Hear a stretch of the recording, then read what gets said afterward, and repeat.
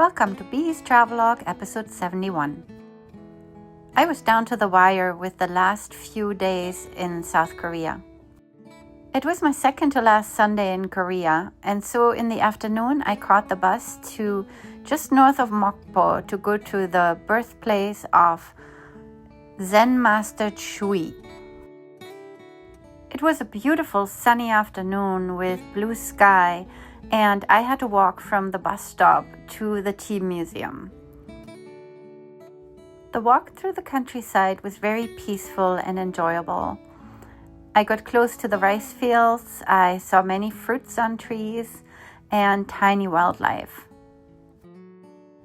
I took my time taking pictures and just being in the moment, so to speak, really feeling the presence of being in Korea and in the countryside. By doing that, I, of course, missed my turn.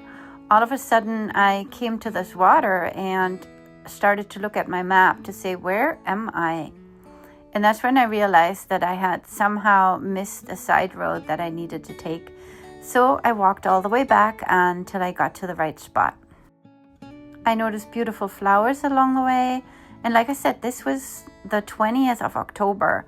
And really in South Korea, it was very warm and it felt more like spring in a way rather than late fall. The road led me first to another museum, but I skipped that as I really was determined to go to this birthplace and the tea museum associated with it. When I got there, I was very impressed with this tall building. I hadn't expected anything this impressive in this lonely part of Mokpo. The views were amazing. I could see all the way to Mokpo and see the red bridge that I had walked to not too long ago. As befitted a tea museum, there was tea grown on the side of the mountain. I saw the birthplace of Zen Master Chui, and then I saw a praying mantis on the steps. There were women sort of guarding the tea house or waiting for visitors, and one of them took me under her wing and showed me the museum. She spoke a little bit of English and I spoke a tiny bit of Korean, and together we looked at all the things in the museum and she tried to explain and I tried my best to understand what she was trying to tell me. The museum, of course, was all about tea, the origins of tea, other countries that had tea, how tea was made. Most of it was in Korean, so I just took some pictures and walked around relatively quickly. And then I wanted to go back outside and explore the outside some more. She had sort of captured me and taken me hostage and brought me to the museum before I had a chance to look around. It was late afternoon, so the lighting was spectacular, and there were definitely signs of fall now. While most of the trees were still very, very green, there were signs of some of the leaves changing, and it was starting to get very pretty. All the buildings were built into the hillside, so I had to climb up and down, and really had wonderful views from high up. I could look all the way to the intersection at the hill behind Namak, where I had once walked in the spring. I highly recommend going to this place on a beautiful afternoon like I did. The views were amazing and the architecture was incredible, and there were so many beautiful spots. I really explored the grounds and took a lot of pictures from every angle. I was very happy that I had decided to come. It had been marked on my map for a long time, but I wasn't sure what I would find there, and it was kind of difficult to get to. At least it looked difficult at first, but once I was used to Korea and how to use the buses, it wasn't really that hard at all. You can see the arrangements of the buildings on this map here, and I definitely highly recommend going there if you have a car and can just make a stop. I took a different way back to the bus stop than I had come, just to see different views, and I was glad I did. I found this historical marker and farmers in the fields looking after their cabbages.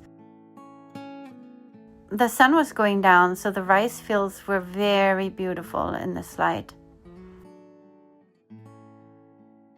While I was waiting for the bus, Tanya texted me and said that there was a festival going on in Mokpo, and if I didn't want to come, it was the last day.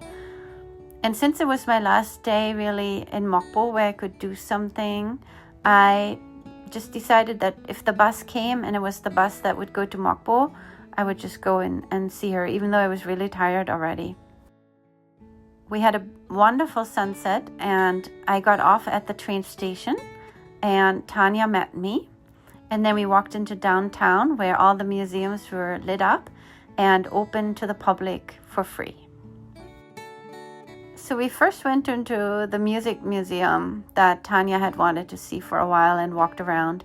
We were the only people there and took a lot of pictures of all the different rooms. It was a lot of fun. As you can see, each room was dedicated to a different era, and there was a lot of information about Korean music and also international music. We saw this jukebox and clothing and more information about singers that had gone to Mokpo or came from Mokpo. There was black and white footage of what Mokpo used to look like in the old days, which I always find very interesting. And then there were interactive places where we could take our own pictures and have fun. After a few more black and white photographs, Tanya and I went into town to get a little bit of food. I got a couple of these goldfish that we shared. They are very popular in K-dramas, and they are either filled with red or green bean paste or custard. Quite a few people were out and about and enjoying the festival.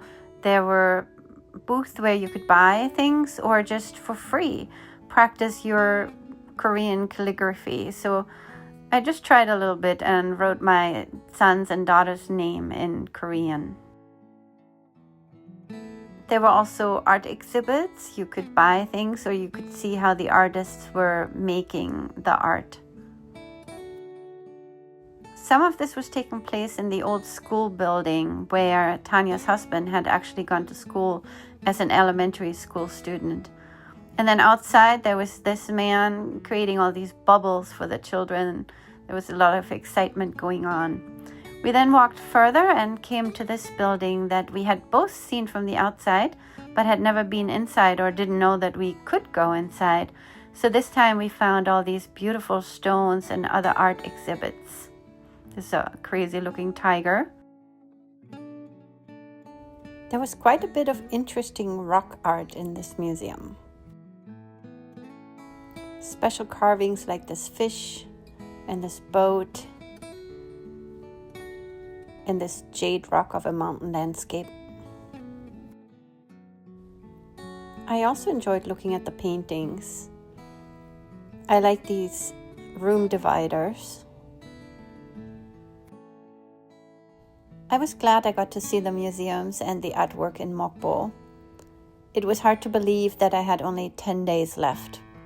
There was one more week with my students where I was going to tell them that I was about to leave. My director had asked me not to tell them before, which felt really weird and strange. And then on Saturday, the 26th, with my friend Gunyang, we had planned a trip to Jindo Island. She was going to show us the resort there, which is supposed to be very beautiful.